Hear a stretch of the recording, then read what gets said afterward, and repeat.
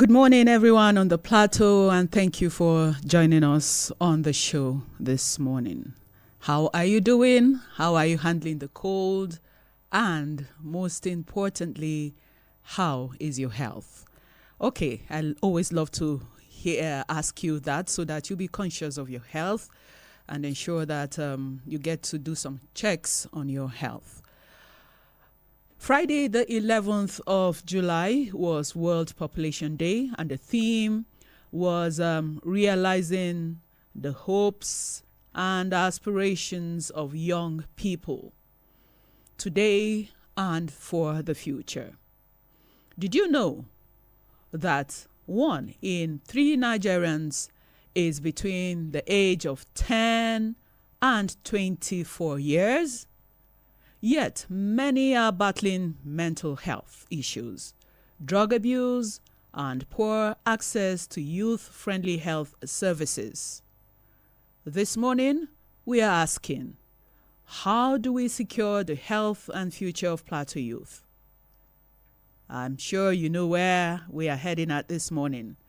We are going to commemorate the World Population Day on the program Good Morning Plateau, as sponsored by the Nigeria Medical Association, Plateau State Branch. And I am Inga Samuel. I'll take you through to 10 o'clock with a break at 9:30, where you can also be a part of the conversation. I have with me, like I always say, the host of this edition of Good Morning Plateau on Tuesdays. It is Dr. Ayuba Nanmang Jehu. He is the PRO of the Nigeria Medical Association Plateau State Branch from the Department of Anatomic Pathology and Forensic Medicine. Good morning, Doctor. Thank you I'm for having me. always happy to have you in the studio because you are a teacher. So in our discussion, you talk like you are talking to students. And I'm sure that's how the conversation will go this morning. Hopefully. Good morning once again, Dr. Thank Ayuba. you. Good morning. And like I said, Friday the 11th of July was World Population Day, and the focus for emphasis, let me say, realizing the hopes and aspirations of young people today and for the future. And of course, Dr. Jehu is here, well prepared to take us through the conversation. So let me start. Population. Are numbers really important? And why do you think numbers are important? Okay, good morning.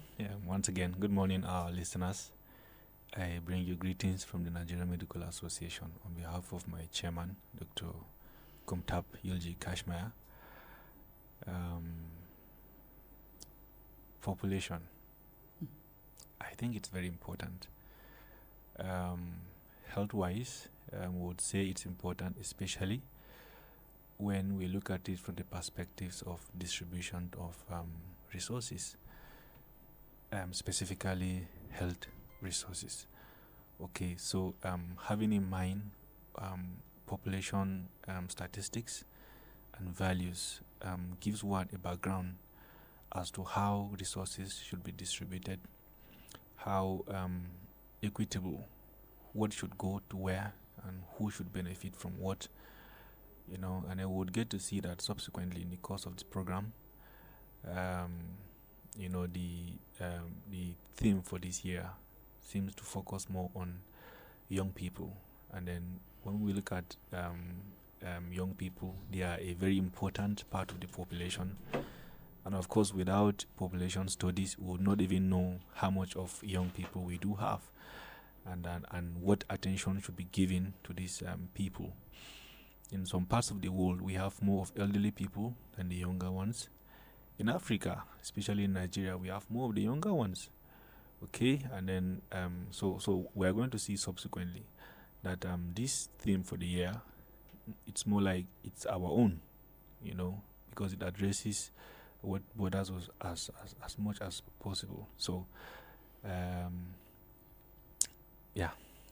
numbers are quite important. Very, very important. Yeah, very important very in planning and a lot of things. Distribution of really health resources. Yeah. So this year is World Population Day is focused on young people. So, what are the biggest health challenges preventing young people from realizing their hopes or potentials? Okay, I want to give a background to World Population Day. The idea of World Population Day came to mind in 1987, and that was when the global population rose to 5 billion for the very first time. And before that time, there wasn't as high the number of people on Earth as 5 billion. So the United Nations deemed it fit to commemorate a milestone development in the global sphere. So from that year, so properly in 1988, the World Population Day was commemorated on July 11th, and then after then, every year there's a commemoration of the World Population Day, and for every year there's a theme to focus on, and the concept is to address global issues that affects population. And over time, we've seen a lot that is happening. We have seen population trends, we've seen changes. I give you an instance. There are countries where fertility rates have dropped, and thereby their population is getting affected. It's in such countries that when you go, you see more of the elderly people than the young people. You see people in their 60s, 70s, and 80s, and even hundreds. You see fewer people. Okay, and this is partly due to a lot of things: urbanization, contraceptive use, and the rest of them. Okay, then you go to other parts of the world, and then there's so much population. Okay, so we can see that these studies eventually would help us, because there are diseases that are peculiar to population. I give you an instance. Commonly, tuberculosis. Tuberculosis is common in this part of the world, and it's a disease of overpopulation. So you can see, we may see that it is a far away something, but it's actually right in our door. So having to study population and then how it relates to our health would eventually give us a good background. Now, the question is factors that affects young people. The challenges, preventing young people from realizing their potentials. Okay. Yeah. I think these they are so numerous, and then they are region and country specific. But I would want to focus on maybe this part of the world. Okay. The first and the most important I would talk about is the social economic factors. Okay. When we say young people, by definition, young people is anybody between the age of 18 to 55. Okay, so now these are people that ordinarily are supposed to be the backbone of the society. They are at the age of maximum productivity. These are the people who drive the economy. These are the people who would man the military, who would, the industries and everywhere. So think about it. The health sector, it is young people who must do the job. Okay.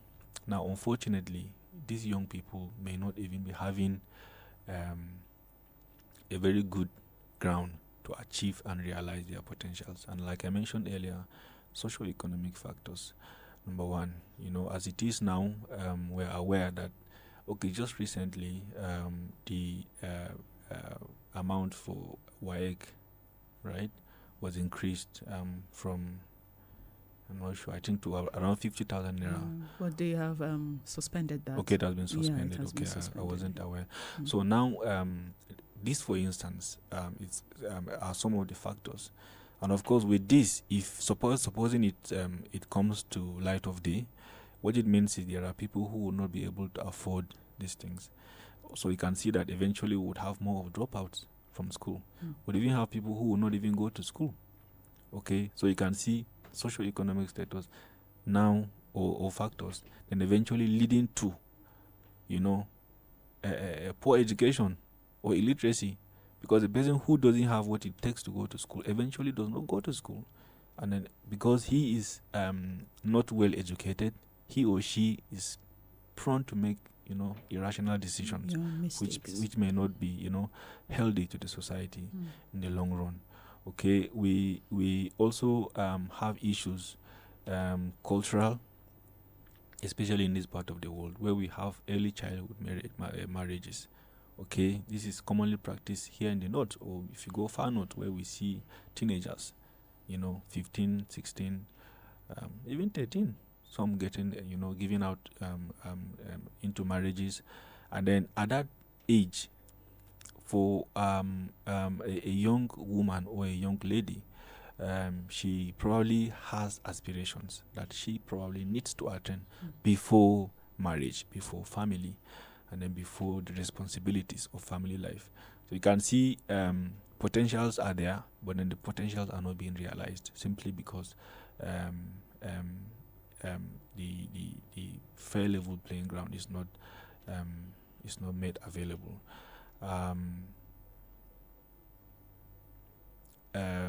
Now, one of the factors, I saw somebody posted online a few days ago, and it was a lady. She posted that young men in their 40s are not married, and they are not bothered, so unbothered. And she was asking why. And somebody in the comment section now replied, he said lack of funds.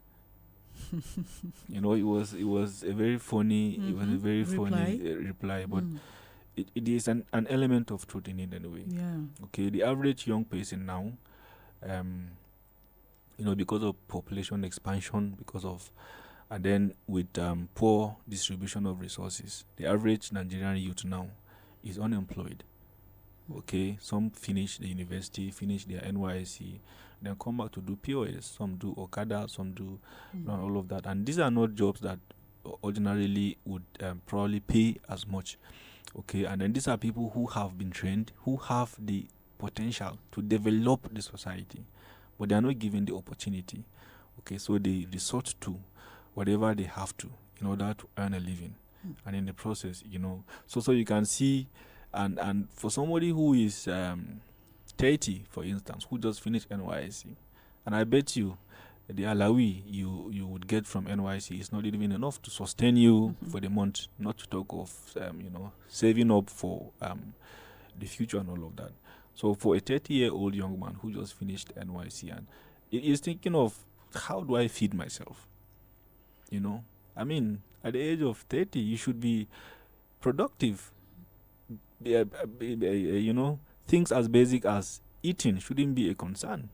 It should be, how do I make something unique? How do I improve the welfare? How do I make a name for myself and the community? How do I maybe generate solar that can supply or that can power the whole of Nigeria or Plateau State? Okay, but of course, because of how the society is now, the focus has shifted to what can I eat today? Just for today. So you can see people may not even be thinking of far things. They're not thinking about tomorrow or next week. But today, what can I eat today? Some fall sick and then they can't even go to the hospital. They stay in their houses. Some go for gargaja. You can see how difficult this whole thing is. So I hope I've been able to... You did justice to that question. So let's look at it now. We have high rates of teenage pregnancy, drug abuse, and mental health issues, affecting the youth. What do you think? Where is the gap? Where are the gaps? Okay. The question is multifaceted.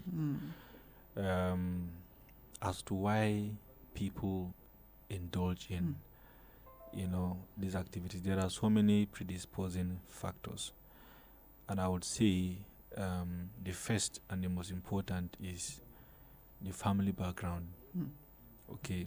Now, it would surprise you to know that this still stems from what we talked about earlier when we mentioned that because of our population, there's uneven distribution of resources, and then there's so much struggle. Now, it's so bad that parents have children, but they have to hustle. They have to really struggle. Okay? So you see parents who have children, but they don't have time to even train the children. So the moral upbringing is not there simply because the parents have to look for what to feed these children. Okay, some take 2-3 jobs. Some leave their houses in the morning and then they don't get back until in the night. And then maybe it's a bit easier here in Jos, but we know in larger cities like in Lagos and sometimes people leave their houses as early as 5-6 a.m. and then don't come back until 9-10 p.m. Okay, and then these children are out there. They need someone to guide them. They need someone. So you can see that it's an indirect relationship. Okay, where the children would eventually have to suffer. And for those who are Christians, the Bible says, "Train up a child in the way he should grow." And when he grows up, he will not depart from it. But what if you don't have the time to even train the child? So the child doesn't get the training, and then he grows up to become, whatever the society molds him to be. Unfortunately, the moral standard in the society, there's there's this large decline in the moral values. So we see children getting exposed to what happens in the environment. My cousin told me something recently. He said there is one of my nephew that is into Yahoo. And I asked him, how do you know that? He said he overheard him making a call with one of his friends, and he was using some of the Yahoo terminologies. And I was like, okay. He said, yes. He told me, if you hear people saying things like this, it is simply because they have been exposed to, because those Yahoo languages are not for everybody. Okay? And he now said he when he heard that, he now asked him to give him his phone. He's a child of 16 or a teenager of 16. So he collected the phone. And when he opened, and there are some apps, the Yahoo approved kind of apps in his phone that he was using. So, and he drew my attention, and I said, wow, okay, we would see how to, handle it. So you can see these are the I'm sure in the family, nobody, well, to the best of my knowledge, nobody does Yahoo. Not the father, not myself, not anybody. But of course, he has gotten it. Where has he gotten it from? From the society. And then sometimes it's because there's not enough time between parents and children to ensure bonding, to ensure that these children are given the right moral values. And Parents why is that busy, so? Busy. Because the parents are busy. Thinking that they are trying to put food on the table for the children. Forgetting want them. to get food for the children. So moral upbringing is one. Then societal pressures. Okay, we have people who are out there, flaunting iPhone, for instance, and then the next lady, is managing Itel, and a smaller phone, or maybe this Nokia, with touchlight and all of that. And she feels, no, am I not beautiful enough? Am I not a big girl too? So the pressures keep mounting, and then we see young ladies, going into funny things. Okay, the pressures of young men, want to be big boys, you want to be big girls, you want to associate with. So you see, you see them going into drug abuse, substance abuse. Okay, so there's a whole, range of circumstances that would predispose these young ones into going into what shouldn't be ideal for them. I was going through Samantha Deshi's page. She had a story of how they had a rich uncle who they always went visiting when they were around in the village, and it was, their house was intimidating, and when they went to their house, it was, you would just be sitting down and be wondering, why don't we have such things in our house? And one day on their way, while preparing to go to such visits, their father called them and told them, you are going to your uncle's house, because of course he knew that they were wealthy. And he told them, what they have in your house, in their house, you also have them, but in different forms. So maybe when we begin to talk to our children like that, yeah, they have a house, we also have a house. It's just that they have a bigger house. Yeah. You have a phone. Your friend has an iPhone, but you also have a phone. Yeah. So it also depends on how you appreciate what Yeah. you have. Yeah. Maybe when parents begin to talk to children like that, make them see that, okay, we all have the same things, but in different forms, so that, we get to appreciate what we have. Yeah. Possibly with that, the children will see things differently. Yeah. Yeah. Especially for adolescents. Somebody told me just 2 days ago that her nephew has become a nuisance to the house. His dad passed away last year, and since then he has become, he's 16, and she mentioned that she noticed that there's such a drastic change in his behavior. He doesn't listen to the mother. Even when the mother says he should do something, he would outrightly tell her, "I will not do it," and he goes his way, and truly it's a very big problem. And I think it's good if parents understand that there's a basis to this. Now, apart from just the behavioral tendencies that teenagers do have, there's the physiologic perspective to it, okay? And that is the fact that these people are in a stage of their growth and development where hormones are interplaying. They are seriously under the influence of hormones in their body. Okay, they are attaining puberty, they are attaining maturation. For the boys, they are becoming masculine. They are becoming, they are beginning to realize themselves that, okay, I have some abilities and all of that.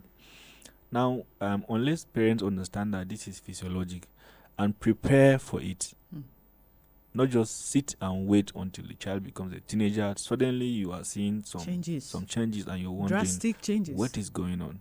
Okay, so having a foundation to this, having to understand how it works, and then guide them through. And I believe we are all, for all parents, any parent would have been a teenager at one point or the other, in life. And so from your experience, you have an understanding of how this works. And then you would seek other, guide. And then you would be in a better position to help them. When unguided, you may end up, you may end up spoiling the whole relationship and all of that. And of course, usually they are usually apprehensive at that age. They are irritable. They feel they know it all, they have it all. What can you tell them? So if you approach that kind of energy with similar kind of energy, I bet you the result won't be a good one. So having an understanding that this is both psychological and physiological, then you would approach it better, and then maybe the results will be more favorable. And this year's theme is today and for the future, beyond treating illness. How does the health of young people today determine the future workforce and the economy? Okay. When we were talking about the theme for this year, addressing young people, I think let me just itemize what we actually mean. We are talking about maternal and child health. That is one. Then we are talking about reproductive services. Okay, now you would see that diseases are distributed across ages, and then there are peculiar issues that are peculiar to certain age groups. Okay, non-communicable diseases, for instance, are common in people who are already advancing in age, middle-aged, and then the elderly. We're talking about the diseases like diabetes, hypertension. We're talking about obesity and the rest of them, heart issues. Now, the young people, the common problems that is important, that is being highlighted for this year's discussion, are issues surrounding reproductive health services, are issues surrounding maternal and child health. But of course, it's because it's the young people who will reproduce. The elderly will not reproduce. The children will not. The young people will. Okay, and now we are looking at the fact that these factors we mentioned earlier are turning around to affect, let me give an instance. I have a friend who works in the US. He's a very close friend of mine. We talk every now and then. In fact, we spoke this morning before I came here. And at the point he told me, he said, Jehu, I am pre-diabetic. And I asked him, pre-diabetic, how? He said, yes, I am. He said, the pressure here is unbecoming. He said, could you believe I barely have time? In fact, this morning when we were talking, around 6 a.m., around 6 a.m. was 1 a.m. in the US, because based on our hours, yes, there's a 5 hours difference. And I said, Steve, you should be sleeping by now. This is 1 a.m. He said, we don't sleep here. Okay. Now it was funny, and I was like, well, as much as you can, always get time to rest. We are not, And then when he told me he was pre-diabetic means his blood sugar is beginning to be elevated. He's not frankly diabetic, but there is tendency that he will become diabetic anytime soon if care is not taken. And I told him, Steve, don't you think you need to be taking rest? He said, nobody rests in this place. It's all about money. People are hustling. People are really struggling hard. He now told me that people don't even have time to make babies. Don't you understand? This was how serious it was. He said, people don't even have time to make babies. And I think this story is consistent. A number of people have said the same thing. Okay, why? Because of societal pressures. So what that means is that they would eventually, there would be a decline in population. Okay? The more time is given to work, to pressures of life, to struggling and everything, the less time is given to family. Okay? So eventually we will not have functional families anymore. And that will lead to a decline, in the population. Okay? You would know that most countries in Europe, for instance now, depend largely on immigrants from outside Europe, largely from Africa and Asia, because their population rates have declined. Partly because of, like I mentioned, work and other things, and then partly because of the intentionality towards population control, and then which, to some extent, some of these countries are not able to contain and control, because the fertility rates are beginning to decline below what is considered normal. So and then reproductive health services like family planning, there are people who don't even want to have children at all, so they go for permanent contraceptions, and then that is it. So you can see a lot has changed. In Africa, we have higher fertility rates, particularly Africa and Asia have higher fertility rates more than any other part of the world. And then in Nigeria, the northern Nigeria has a higher fertility rates, okay, probably due to some cultural factors, which would include the early marriages we talked about, and then even the acceptance of the contraceptive services. Okay, I've seen a 28-year-old lady while I was in Zamfara at the point, who has 9 children. At 28, she has 9 children already. So you can see, and none of them were twins, so to add. Okay, so you can see how, and such a woman was, at the point I saw her, she was carrying the 9th pregnancy, and she had issues the 9th pregnancy, issues having to do with her health, anemia, and she could barely carry the pregnancy to term and deliver it, simply because her body was beginning to give way. Her body couldn't bear it. When we talk about child spacing, it wasn't adequate, and then the nutrition wasn't adequate for her as well. So you can see that these are factors that eventually. So I don't know if I'm able to answer the question. Okay, so we would take a break from this conversation, and when we return, we would continue with also you joining the conversation and bringing your thoughts and, of course, asking the relevant questions on the World Population Day. And this year's theme, like I said, is realizing the hopes and aspirations of young people today and for the future. This program is sponsored by the Nigeria Medical Association, Plateau State Branch. We return after the break. Stay with us.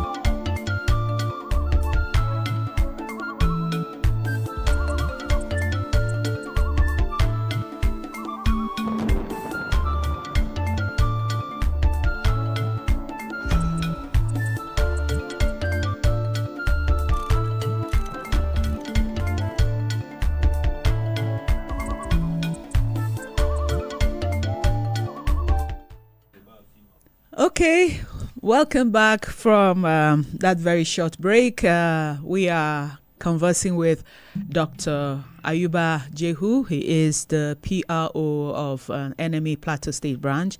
He is also from the Department of Anatomic Pathology and Forensic Medicine, and we have been looking at the World Population Day, how it affects the young people, and what can be done for them to be better as we look forward to the future.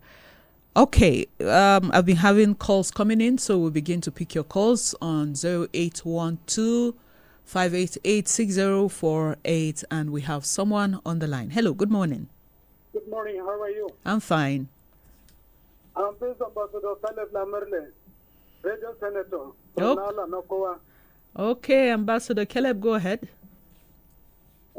This issue of population, we discovered that the drug itself is affecting these younger ones. And I have a problem to the girls in the studio. This family planning, can these girls that are not married, that are into family planning, is it good for them? So that the advice should be given so that will help them. Because some of these younger ones are into family planning without the consent of the parents. So can that be good for these younger ones? And this drug, when you get into drugs, you discover that the older ones are the ones given these illicit things given to the younger ones, destroying these younger ones who are the engine room of the society. So how can we control it now? Thank you very much. Okay, did you get it, Doctor? Yes, I got it. Oh, Yes. okay, okay. Thank you, Ambassador Caleb. You would get a reply real soon. Thank you. Thank you. All right. Okay, the younger ones going into family planning. Is it good for them? And what can be done to stop it? Because this might affect their future. That's the thought of Ambassador Caleb. Okay, hello, good morning. Good morning, my sister. Good morning. Good morning, doctor in the house. Good morning, sir. You are speaking to Honorable Stephen Kim, the ultimate from Biting Ladi. Okay, Kim, go ahead. Honestly, it's a pleasure being with you. Congratulations to all humanity, the whole world, for World Population Day. The scripture says, go ye into the world and multiply.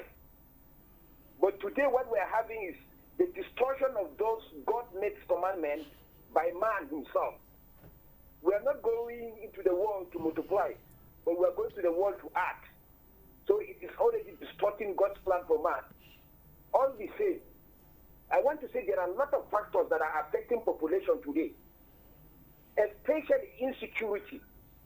The young people cannot go into marriage when always there in the bush trying to protect the land. These are certain things that are affecting the population. There's deflation of the population by attacks, killings, day in, day out. Government is not guaranteeing, and there's no sign of guaranteeing security to the people. A lot of people are distressed, overstressed. Economic challenges, social, political challenges, economic challenges, all have become deterrent to population increase. People are beginning to practice what we call material kind of things, artificial kind of things in procreation. We have distorted. Doctor, thank you very much for enlightening us. I just creation so that it can do well with us. Good morning and God bless us. Thank you. Thank you. Good morning. Thank you. Good morning, Stephen Kim. Looking at insecurity, how it is affecting our population. Okay, another call. And how it affects the youth. Is it that the youth want their population to be reduced, or is it that they want the population to be increased? Otherwise, how does it affect them? If they want the population to be, if we want the youth population to be increased, like it is being said, we should make conditions conducive for them to get married. We should encourage not just one man, one wife. You know, if we're desperate about the population increase, let's practice not just one man, one wife. So I wish everybody well. Thank you. Am I supposed to support that? Hello? Hello, Mr. Lubden. What your question again? I said, am I supposed to support this your idea of men not having just one wife? I don't think you will support it. Okay, I truly don't support that. You will not support it. Yes. All right. Thank you so much. I'm sure Doctor will reply to that. 0812588648 is the number to call. Hello. Good morning. Good morning. My name is Azia Warkita. I'm calling from Mrs. in the local government area. Okay, Azzi, go ahead. Yes, I thank the guest very well for his in-depth analysis. The issue of population, especially among the youth, is very critical. It is just the statistics now in Nigeria, over 200 million people. The majority of this, almost 55 to 70% are the youth group. But my worry is also with government. Political will should be there. Once you are talking about population, you are talking about roadmap. If you don't know the exact number of people in the country, how can we govern the country effectively? Population census is always in my mind. By standards, every 10 years, every decade, there should be a population census. The now is almost more than 2. Nothing has been done. I'm always worried. Now, we are dealing with insecurity. And if you look at this insecurity, food insecurity, and other parts of insecurity, because if you are looking at this population, okay, over 200 million people, how productive is this population? If you are talking of the youth base or the youth group, how productive they are. Let's look at our education. Thank God that the height in fee for the local wireless has been received by the federal government. It was another disaster already. Poverty is a serious problem that we are passing through. Without adequate resources, how can we get functional education in this country for goodness sake? So let's look at it critically. Please, government should help us. Let's have accurate number of the people living in this country. Let's know whether we have those that are not Nigerians that infiltrated this country that will be able to affect our population. So effective population, agile youth, productive youth is very, very simple to development of any nation. So therefore, population is critical. Let's collaborate with government. Lastly, if you see the statistics of the increase of about 100 and something thousand people with HIV/AIDS, then the UNDP says that it's as a result of poverty. So all of us, we have a role to play to see that we become productive, we engage in agriculture and any other venture to in our society, in our community. Thank you. God bless you. Thank you, Mr. Lugden. We appreciate your thoughts this morning on Good Morning Plateau. I forgot to tell you that we're streaming live on Plateau Radio Television Corporation Official. You can go there and watch us as well as listen to us on Facebook. 0812-588-6048 is the number to call. Hello, good morning. Hello, good morning. Thank you for joining us. Good morning. It's Chris Daniel Tat calling from Panshin. Okay, Chris, go ahead. Thank you. We are looking at how population is affecting the youth. I think, first of all, we want to look at the population as far as Nigeria is concerned. How is the quality of the population? The quality and the quantity matters.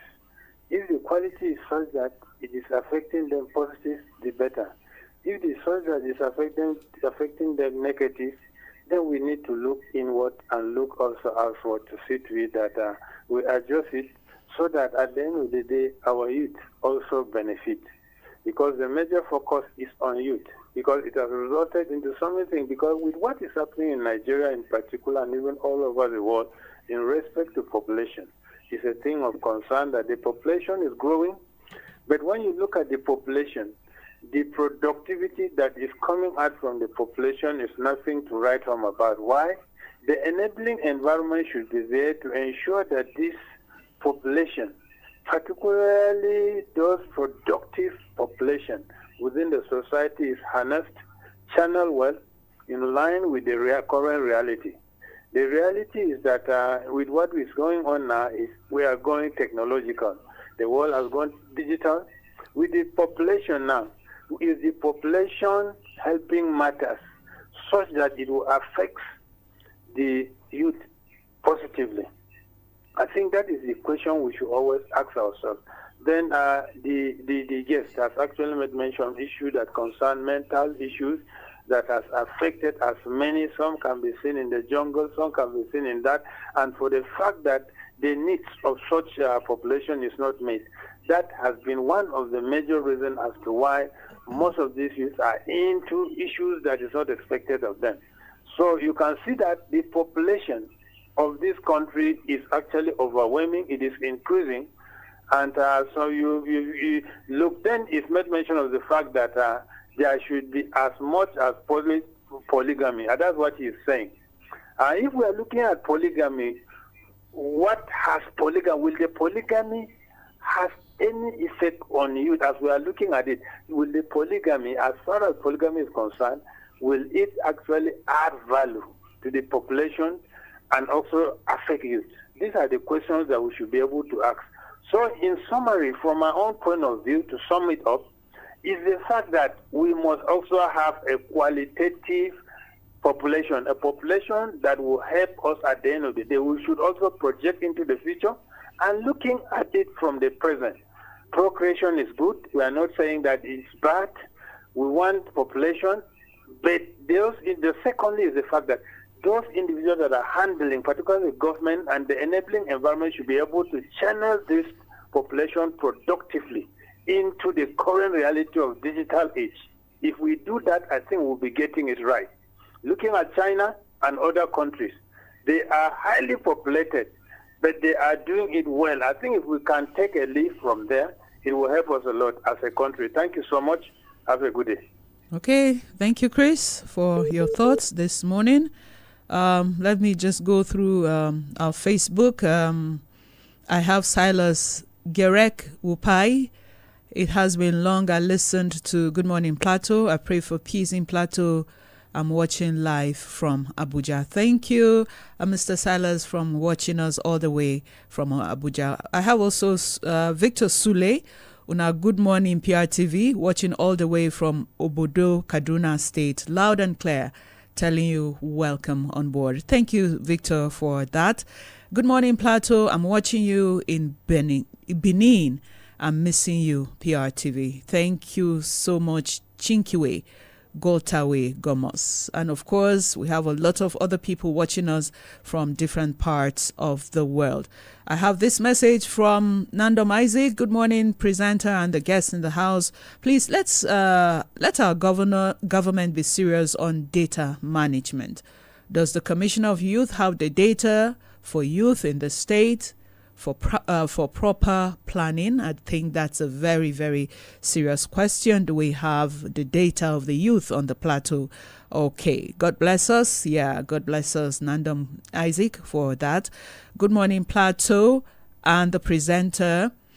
Today, we need productive population like China, who were and are still determining to be a productive one. So our population like Nigeria should be productive to stand on herself and not physical production that does not yield good but begging on the streets. Okay, that's from Marabu Abbo SK. Thank you so much, Marabu, for your thought this morning. Okay, we'll go to you. Doctor, you can go ahead and reply to our listener this morning. Okay, thank you, everyone. Thank you, our listeners. Thank you for those who are streaming live as well. We're glad to know you're with us. I like the thoughts that are coming in and the ideas. You know, it goes to say that we understand what is going on and that we hope for a better society. Our first caller asked young ladies who use this family planning, you know, is it right to use family planning as a young lady? Or let me qualify it, young single ladies, okay, unmarried, because when we say young people, they could be married, young people who use family planning. Okay, I would go straight forward to answer it that it depends, okay, because this family planning, some of them are used for medical reasons. Okay, I have a patient currently who is on contraceptive pills because she has a medical condition that warrants her to use the contraceptive pills, not because she was using it to avoid pregnancy. Okay, however, we are aware that young ladies now access family planning services globally. The United Nations and the World Health Organization allows for the use of family planning services, provided such an individual is past the age of consent. So somebody who is 18 years and above who wishes to access family planning services, according to the global standards, could go to any certified facility and get these family planning services provided for her. However, it is appropriate that people take these family planning services for the right reasons. Okay, we have ladies who take it because they are promiscuous and they are afraid of pregnancy, and as such they take it so that it protects them from pregnancy. And then now, of course, we do know again that these family planning services have their own side effects, especially for the hormones that are being used either as pills or as injectables or as implants or even devices that are inserted in the uterus. Now, these have hormones, and these hormones would alter the reproductive cycles of the woman. And chances are that eventually it could become a major problem. Eventually, it could even predispose to infertility in some cases. So you can see in the long run, it would affect the population, because when fertility rates drop, the population begins to decline. And then some of these practices are what predispose to a population decline. So the take home there is that people should know what they are going into, and if there's going to be a legislature or policies locally to regulate the use of family planning services, such that it doesn't have to be according to the global standard, just to factor in our own peculiarity as a country or as a state or as a society. I think it would go a long way in helping to curtail some of these excesses. Our second caller, Honorable Stephen Kim, I like the perspective from which he came. Truly, there are so many factors affecting the young people, and one of it is actually insecurity.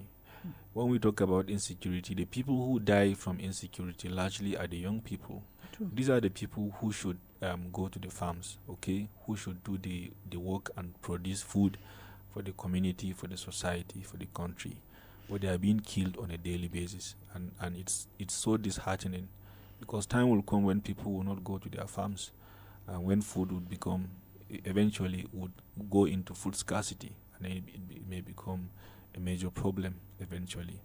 Okay, so yes, I pray that government would do the needful, and that an end will be brought to this insecurity. But overall, we should remember that it's our collective responsibility. Everybody listening to me, including myself, it's our responsibility, it's our duty to ensure that we are secured. Ensure that wherever you are is safe. There is a role you can play. Don't sit down and wait for security agencies. You could give an information that is vital.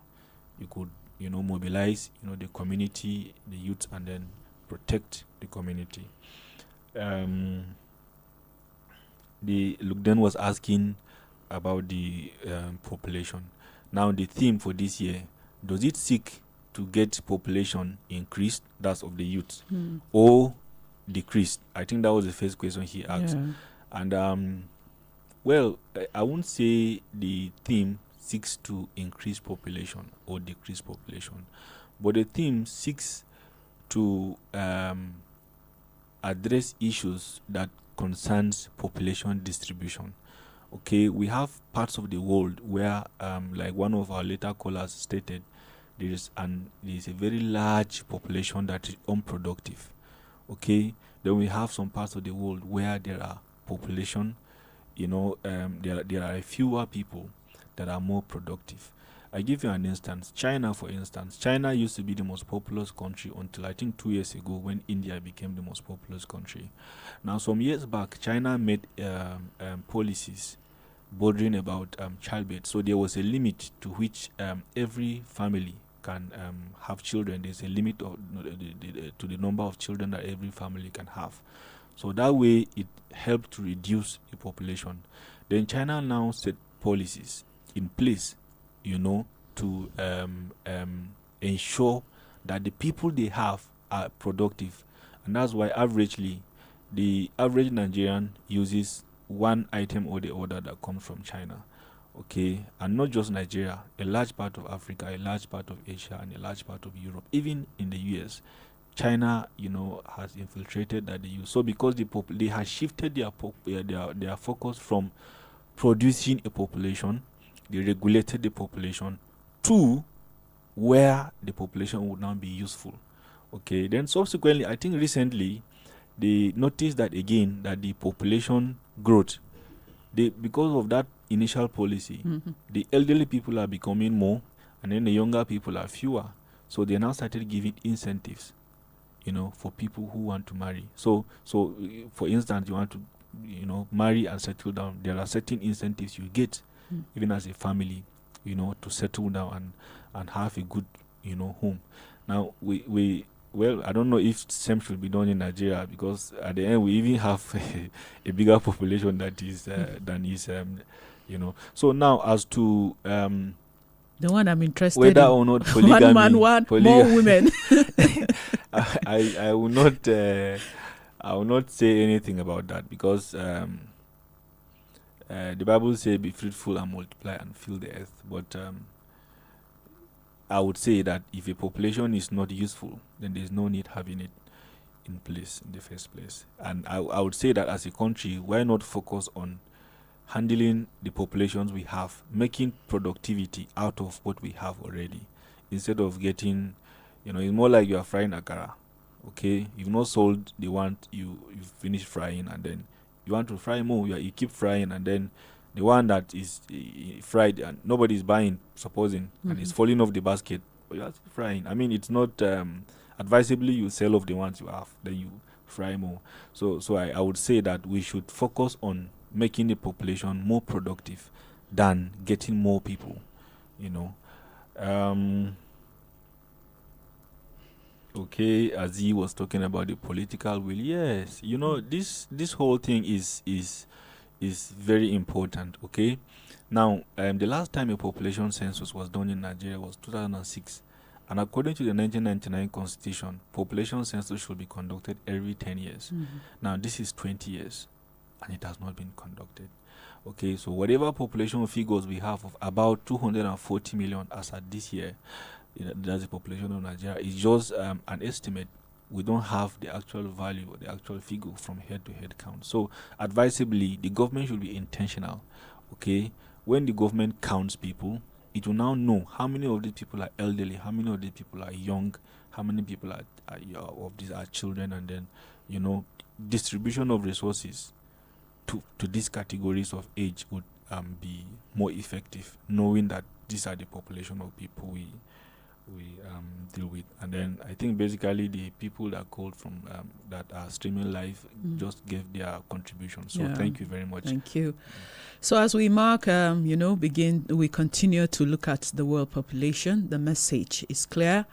The future is rests in the health and hope of our young people. To every young person listening today, your dreams are valid. Take care of your mental health. Say no to drugs and use the health services available to you. To government, schools, and parents, let's create spaces where young people can talk, be heard, and get help without shame. Because when our youth thrive today, Plateau and Nigeria will thrive. We appreciate you all, the listener, for being part of today's Good Morning Plateau. I also want to especially appreciate the executive producer of this program, Rita Kachalum Pam, the supervising producers, Hudun Yang and Esther Nasra, the producer, Inga Samuel, and co-produced by Titus Datos. I had with me in the studio, Lanshak Fuan, the DCA, Friday Jonathan, the studio manager, Alex Azi, the engineer on duty. We also had from the newsroom, Helen Pam, and lots of IT students in the house this morning. They are from different tertiary institutions, making sure they have their own practical experience here in P.